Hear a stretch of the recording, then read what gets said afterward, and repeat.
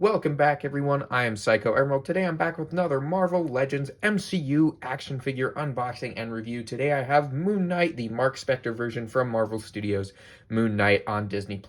I really like the Moon Knight show, and ever since I saw the show, I've been waiting to get my hands on this figure, which that came out like March. It came out like March earlier this year, so it's been a long time I've been waiting for this figure, and I finally actually have him in hand, and I'm really, really happy about that. And yeah, I really liked the show. I thought it had some issues, like issues that a lot of the Marvel Disney Plus shows tend to have, where they kind of just feel like a movie that's been stretched out a little too long and then rushed at the end. But overall, I really liked the story, and I absolutely loved the character of Moon Knight, both Mark Spector and Stephen Grant. It was awesome, and a lot of the action was really fun as well, and the lore that it opened up with like the Egyptian mythology and stuff.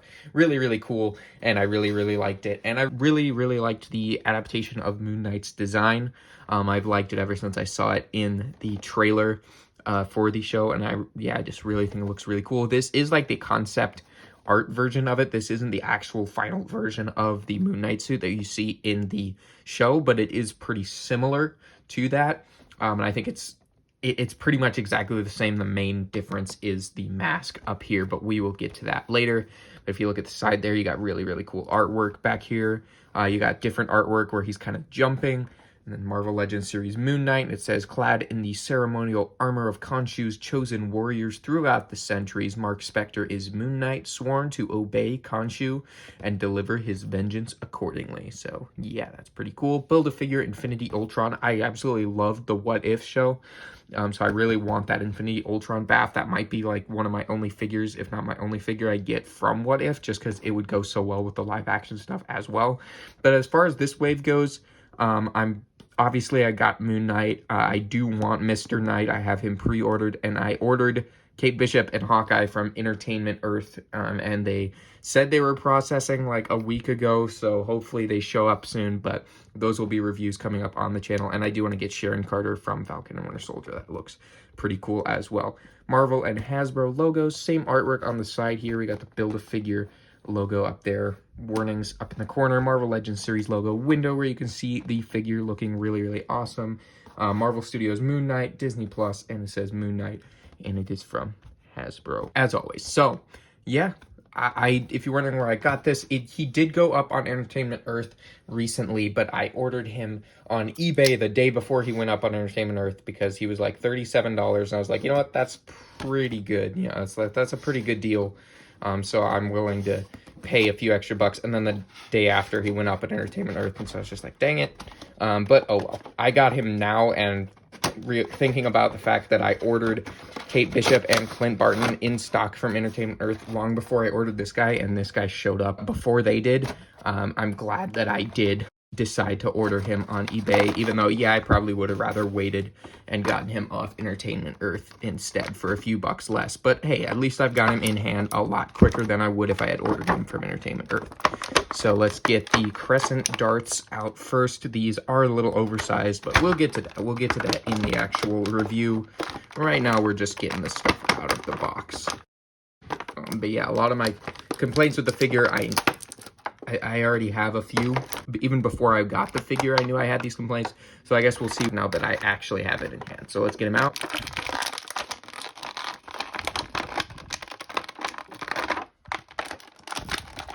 And yeah, the cape being stuck through the plastic is always kind of annoying to deal with. All right, now we got him all the way out. And looking pretty good. Looks like the cape got a little bit scratched up trying to get it out of there. I don't know, maybe it was already like that, but it's okay. So yeah, let me get all the extra packaging out of the way. Oh, also, want to point that out. We got kind of the crescent moon logo right there, which is pretty cool. So yeah, let me get the packaging out of the way and set him out with all his accessories, and we'll take a look at Mark Spector. All right, so here we have Moon Knight all out of the packaging with his accessories. So let's take a look at the figure himself first, and he looks really, really nice. I like the kind of like hieroglyphics he's got etched into his leg here. He's got kind of this almost weaved pattern going on the gauntlets with gold paint applications for his little like crescent here, and on the wrists and the shoulders. Looks really nice. And of course, the crescent dart that he has on his chest looks really nice. It's kind of held in there by some of these, mummy-like straps on the chest plate. Looks really, really nice. You've got the belt buckle down here. It's not really exactly a belt buckle, but that's all I really know to call it. You can see all the little wrinkles and little detail they put into all like the little wrappings of the armor. It's super, super nice. The texture of the cape feels nice, and you can kind of see it. I don't know why it has all these scratches on it on mine, but oh well. And on the head here, there's not really any paint or anything going on the hood, but it does look nice how it kind of comes down in the center of his face like that and has the moon on the front. The eyes kind of have a white kind of misty effect to make them look like they're glowing. Looks really nice. And you've got the mask, the actual mask that goes over the front of his face, which looks kind of cool, but it does not look accurate to how it ended up looking in the show, which is kind of unfortunate, but that happens when they base it off of like the final concept art instead of the actual final suit that was on screen. But overall, looks pretty nice and looks like 90% accurate to what it looked like in the show, and I'm really happy with it as a representation of it. As far as the proportions go, I think it looks nice as well. I will say the feet are very big, but like I said in my recent symbiote suit Spider-Man review, the bigger the feet, the better, because it makes it so they can easily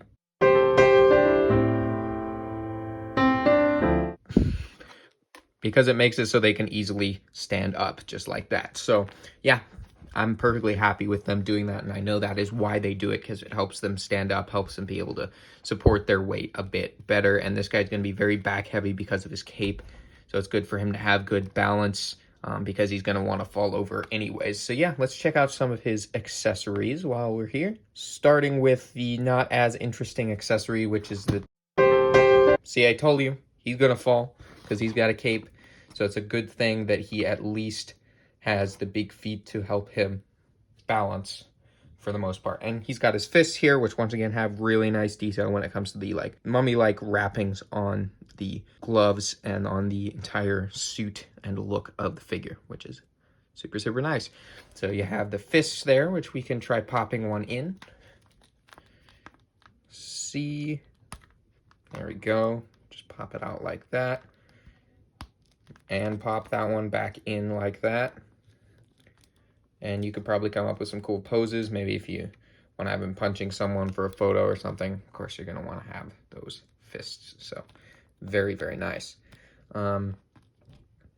Yeah, why don't we swap on both fists so we can kind of have like a neutral standing pose instead of having to have the trigger fingers on, even though he comes with the like gripping hands. I don't know why they made them trigger fingers instead of making them actually fit these, because if we're getting down to these, I guess we're going to have to swap those other hands back on. That was not a great job at thinking ahead there that I just did, but if you put them here, they don't 100% want to fit, but you can make it work. And my main problem with these crescent darts, if we want to look at them closer, they've got nice detail. They do look accurate, but my main problem, it might look better if they were cast in a brighter gold, because I understand that it would kind of scuff and chip if it was painted gold, but I think it should at least be a little brighter. This does look a little bit cheap, but if you put it into his hands, it does fit, but it does look a little funny, and most of that's because these things are so huge. If you look at that crescent on his chest there, that's how big the darts are. That's where he gets the darts from. He grabs them off of his chest in the show. So, like, this is like beyond oversized. I don't know why they made this so big. It's cool that he comes with them, of course, because he needs to come with them, but I really don't like how big they are. That's something I knew I was going to not like going into getting this figure, but that's something that I wanted to point out anyway, because, yeah, these are drastically oversized for some reason, and it does not look great. But overall, sculpted detail and everything, very accurate looking, very cool looking, if you look at that, but unfortunately, they're just way too big.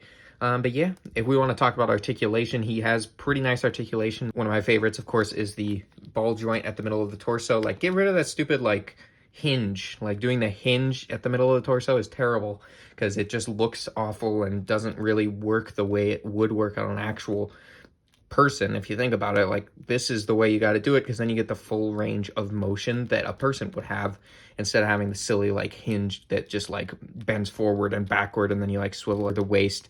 But yeah, it's nice to have a ball joint there. The head can move pretty well, but it is a little restricted by the hood.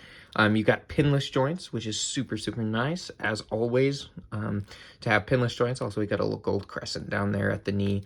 But yeah, we got like pinless double joints, it looks like, which is pretty nice. Of course, rocker ankles, always necessary. And yeah, you're going to be able to get him into some cool poses. We do have a bicep swivel. You're going to be able to get him into some pretty cool Moon Knight poses, I think. So I'm going to try to come up with a cool one. But if you look at that, you can come up with some pretty cool stuff for this guy. I think the articulation is really, really going to work for you guys. So, yeah, let me get him into a cool pose, and I will give you guys a closer look at Moon Knight.